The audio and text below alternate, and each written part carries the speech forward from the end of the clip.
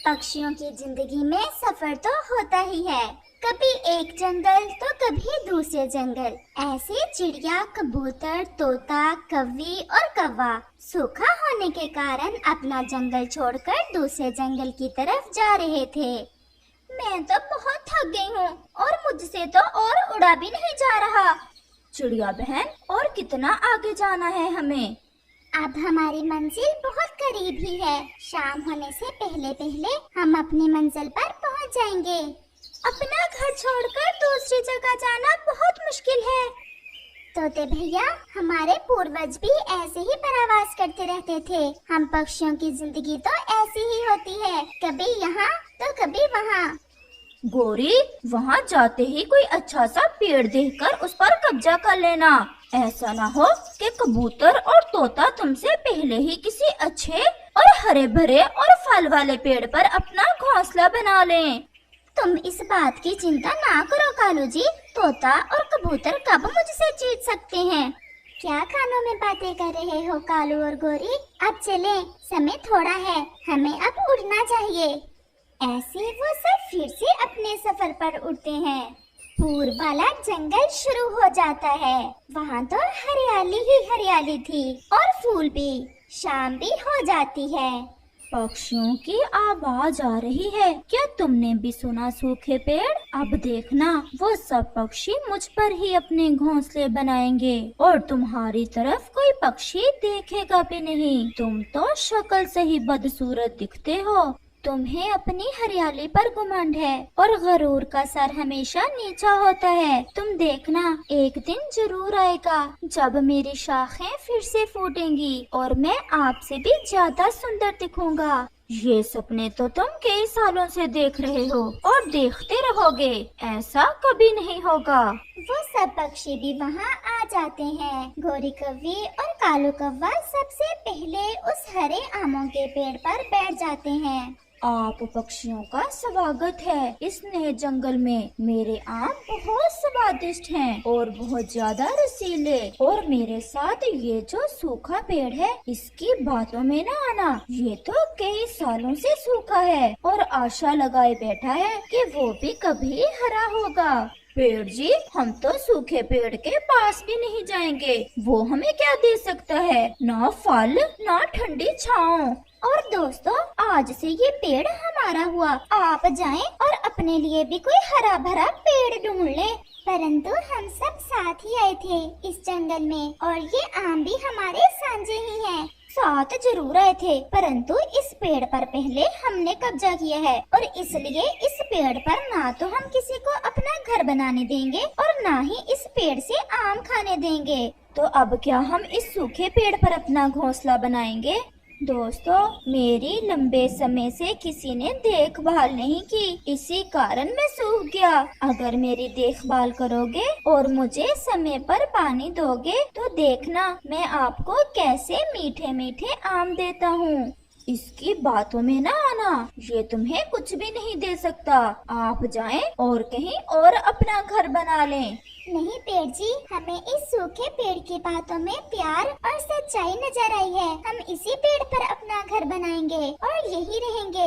बनाने दो पेड़ जी, आप इन्हें इस सूखे पेड़ पर ही अपने घर। देखते हैं ये पेड़ इन्हें क्या देता है। वो घमंडी आम का पेड़ भी कालू और गोरी की तरह ही था। वो भी दूसरे पेड़ों से बहुत जलता था। जाओ फिर बनाओ अपने घर। और हाँ, मेरे आमों की तरफ देखना भी ना। मैं अपने मीठे मीठे आम केवल कौवे और कौवी को ही दूंगा। वो रात वो सब पेड़ पर बैठकर ही गुजारते हैं और फिर जैसे ही सुबह होती है, चिड़िया अपने दोस्तों से कहती है, अब हम सबसे पहले अपने अपने घर बनाएंगे और फिर हम भोजन की खोज कर लेंगे। पास में ही कौवा और कौवी तो मीठे मीठे आम खा रहे थे। चल भी कालू, हम भी अपना घोंसला बना लें। भोजन की तो चिंता हुई खत्म हमारी। फिर वो सब अपने अपने घोंसले बनाना शुरू करते हैं। चिड़िया सूखे पत्ते इकट्ठे करती और तोता और कबूतर सूखे तिनके लाते। वो सब मिलकर काम कर रहे थे। तोते और कबूतर भैया, अब मैं जाकर घोंसले बनाती हूँ और आप भोजन की खोज कर लें। कौवा और कौवी भी अपना टूटा फूटा सा घोंसला बना लेते हैं और सो जाते हैं। ये अमरूद तो बहुत मीठे होंगे, चिड़िया ने घोंसले भी बना लिए होंगे और वो तो ऐसे मीठे मीठे अमरूद देखकर बहुत खुश होगी। तोता और कबूतर वो अमरूद लेकर वापस होते हैं। घोंसले तैयार थे। वो सब दोस्त बहुत खुश थे क्योंकि अब उनके पास घर भी थे और भोजन भी। ऐसे ही दिन और रात गुजरते गए। वो चिड़िया, कबूतर और तोता उस सूखे पेड़ को हर रोज नदी से पानी लाकर देते और घंटों बैठकर उस पेड़ से बातें करते। और फिर एक दिन उस सूखे पेड़ पर एक नई शाख फूटती है, जिसे देख वो पेड़ तो बहुत खुश था। मेरे दोस्त न जाने कब लौटेंगे और मैं उन्हें बताऊंगा अपनी नई शाख का। पास वाले पेड़ पर तो कौवों का बसेरा था। वो उस पेड़ से आम खाते रहते और उसकी जरा भी सेवा ना करते। वो तो उसे पानी भी न डालते थे। कौवो, आपने मेरे आम खाए और कभी मुझे पानी नहीं दिया। मुझे बहुत प्यास लग रही है। जाओ और नदी से मेरे लिए पानी लाओ। हम जाते हैं पेड़ जी, हमने भी नदी से पानी पीना है। हम वापस लौटते समय आपके लिए भी पानी ले आएंगे। चिड़िया, कबूतर और तोता भी भोजन लेकर वापस लौट आते हैं। वो पेड़ तो उनके इंतजार में ही था। दोस्तों देखो देखो, मेरी नई शाख फूटी है और अब वो दिन दूर नहीं जब मैं हरा भरा हो जाऊंगा और मैं भी आपको मीठे और रसीले फल दूंगा। पेड़ जी, हमें पूरा विश्वास था कि आप एक ना एक दिन जरूर फूटोगे और फिर से हरे भरे हो जाओगे। पास वाला घुमंडी पेड़ सब देख और सुन रहा था। वो तो उस पेड़ को फूटता देख बहुत परेशान था। वो तो बहुत जलता था उस पेड़ से। उन कौवों ने तो मुझे कभी पानी तक नहीं दिया। अगर आज भी वो मेरे लिए पानी ना लाए तो मैं कैसे जी पाऊंगा। कहीं ऐसा ना हो कि मैं भी सूख जाऊं। परंतु अब इन पक्षियों से मैं पानी मांगूं भी तो कैसे। मैंने कभी इन्हें अपना एक आम भी नहीं खाने दिया। वो घमंडी पेड़ ऐसे सोचता है। दूसरी तरफ कौवा और कौवी भी दोपहर से सोए हुए थे और फिर कालू की आंख खुलती है। गोरी उठो उठो गोरी, पेड़ जी के लिए पानी भी लेकर जाना है। हमसे नहीं पिलाया जाएगा उस पेड़ को पानी। और अब तो उस पेड़ पर आम भी बहुत थोड़े रह गए हैं। जब आम खत्म होंगे तो फिर देखेंगे क्या करना है। तो फिर मुझसे भी नहीं हो पाएगा। वो ऐसे खाली पंखों ही वापस लौटते हैं। वो घमंडी पेड़ तो बेसब्री से उनका इंतजार कर रहा था। वो उन्हें दूर से ही पानी के बिना आते देखता है। वो तो फिर से पानी नहीं लाए। आज फिर मुझे प्यासा ही सोना पड़ेगा। पेड़ जी, आज तो हम थक गए थे सो सो कर और अब कल तुम्हारे लिए पानी लाएंगे। समय गुजरता गया और फिर एक दिन ऐसा था जब चिड़िया, कबूतर और तोते वाला पेड़ हरा भरा हो जाता है और उस पर मीठे मीठे आम लग जाते हैं और कौवे वाला पेड़ सूख जाता है। चल भी कालू, अब कहीं और जाते हैं। यहाँ से तो अब हमें कुछ मिलने वाला नहीं। तुम दोनों बहुत जालिम हो। तुमने मेरे फल खाए और मुझे एक दिन भी पानी नहीं दिया और मेरे सारे पत्ते सूख गए। इसमें दोष कौवे और कौवी के साथ साथ तुम्हारा अपना भी है।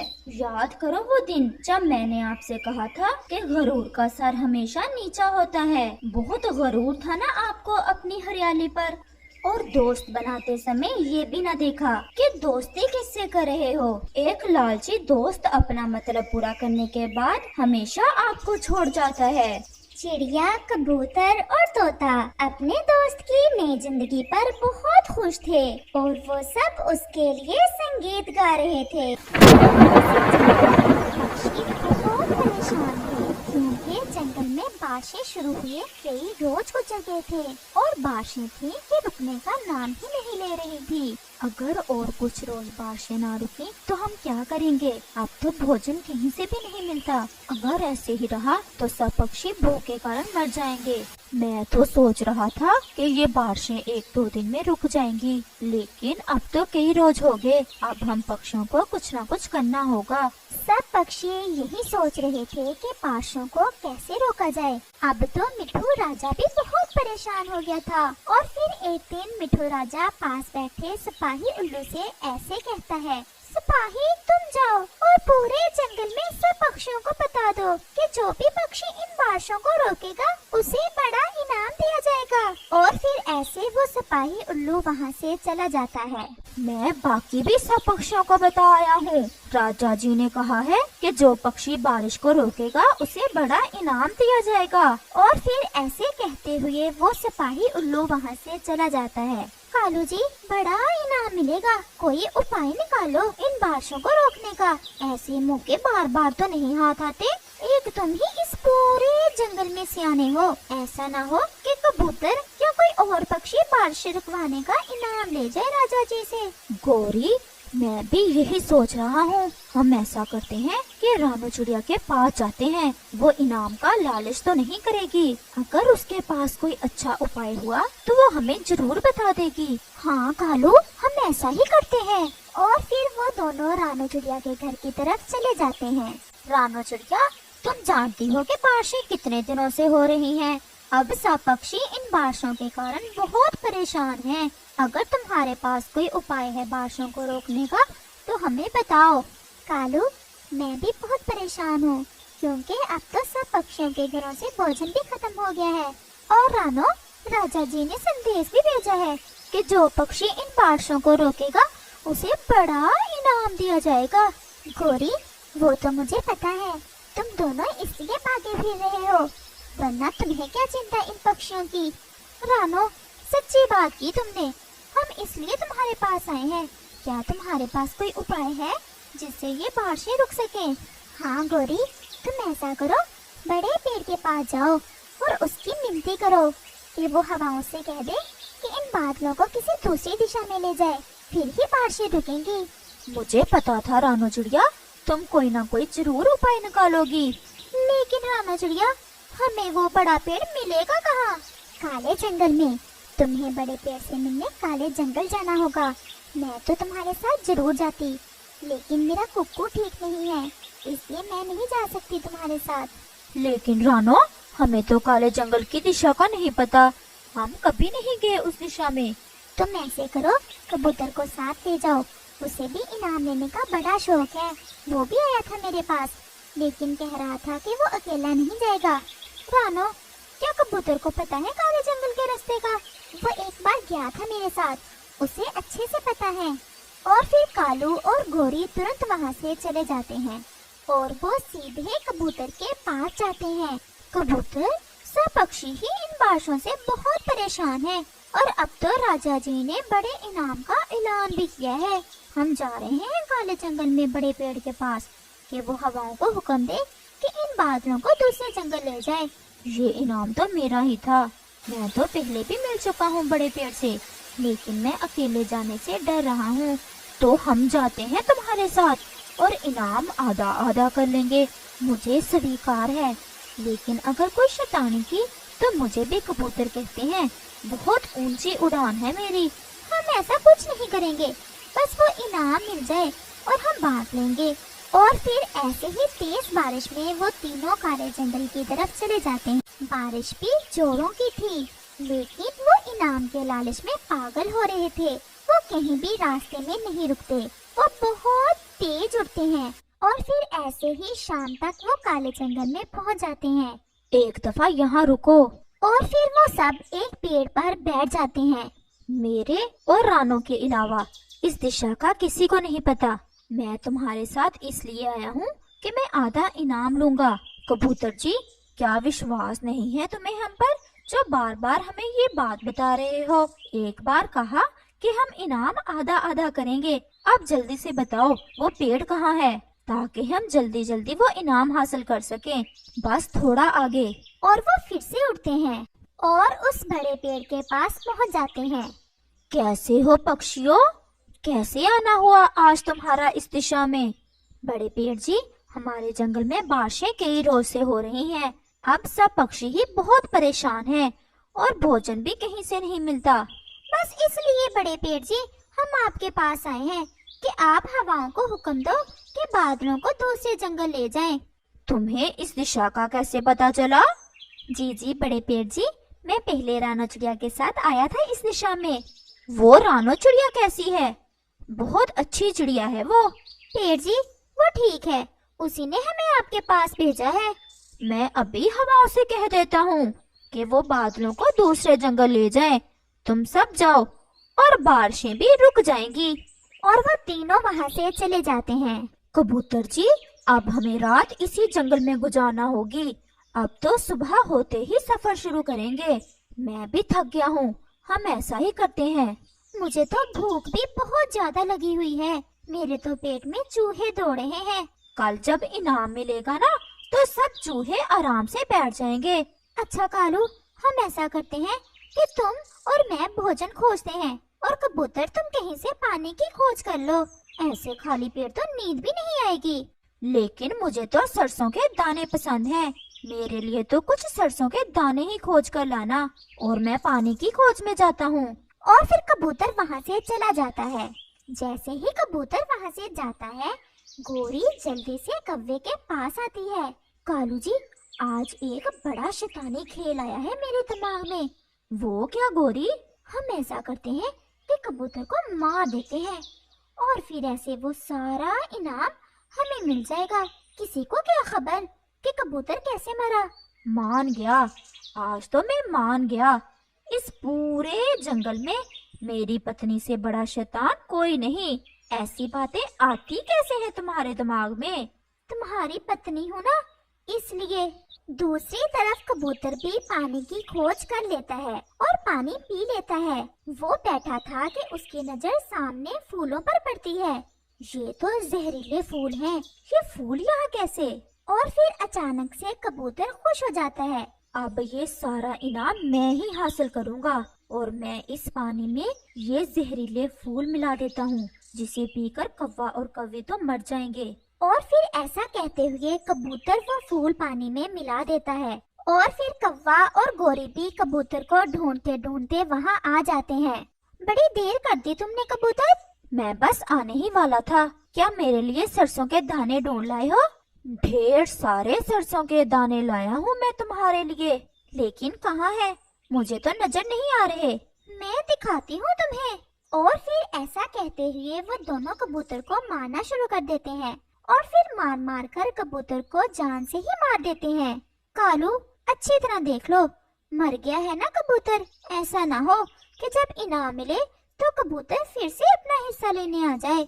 गोरी, ये मर गया है, अब तो इनाम हमारा ही है और हमें किसी को हिस्सा नहीं देना पड़ेगा। तो फिर चले? ठहरो, मैं थोड़ा पानी ही पी लूं। पानी तो मुझे भी पीना है। और फिर वो दोनों वहाँ से पानी पी लेते हैं। कालू, ओए कालू, कहाँ हो तुम? मुझे तुम दिख क्यों नहीं रहे? मुझे चक्कर आ रहे हैं। और फिर वो दोनों वो जहरीला पानी पीने के कारण मर जाते हैं।